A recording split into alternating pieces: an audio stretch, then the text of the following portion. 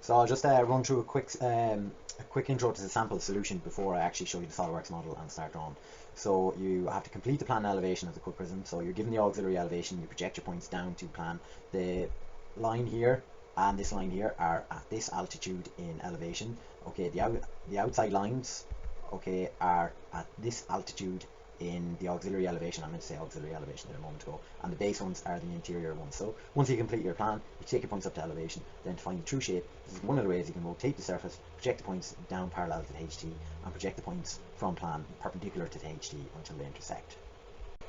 Okay, so here's the 3D model of the pencil. Alright, and then we have a vertical plane, horizontal plane.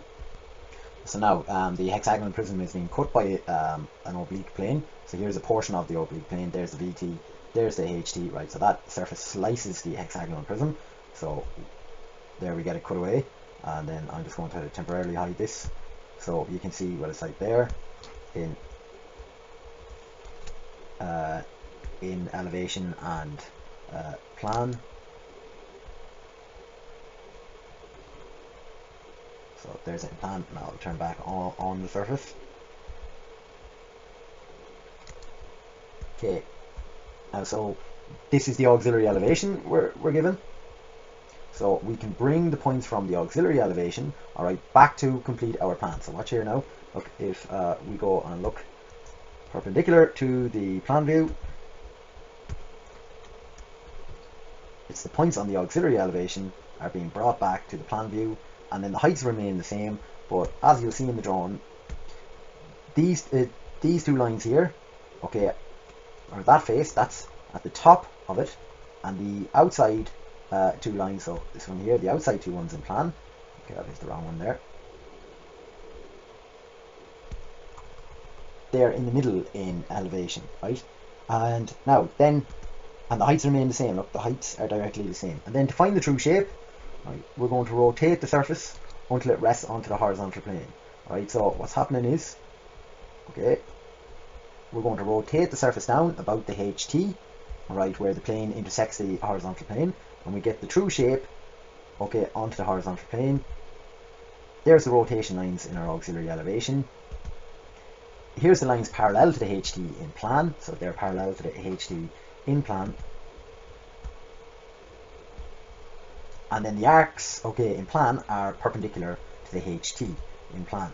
So then you get, and then here's the sketches of the surfaces on the solid on the planes there in grey. That's the plan on the horizontal plane, and there's the elevation on the horizontal plane. So I'm going to start by extending my lines out lightly in elevation. Okay, that's the heights of the points in elevation, and then I extend the lines out in plan. I'll label the points in my auxiliary elevation, so there'll be 6 points on the cut surface. Okay, and they all appear as points in the auxiliary elevation. So bring A, E and F back, so the mid two lines are the top altitude in the auxiliary elevation. A and B are on the bottom altitude, C and D are in the middle. Okay, and I can bring the points up then to elevation, so E and F are on the top, C and D are on the mid heights. Okay, and if 2 points join in one view, they join together in every view. So I will join them together, and I will complete the hidden detail and elevation and plan towards the end. Okay, so I'm completing the heavy detail there. I'm going to join C to E in plan, E to F, E to D. Okay, and then I'm going to join them together in elevation.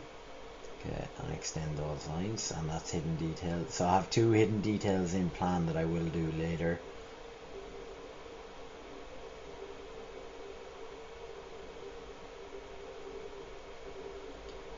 Now, the X1, Y1 line is an edge view of the HP in the auxiliary elevation. So in the auxiliary elevation, I'm going to rotate the surface until it's on the X1, Y1 line.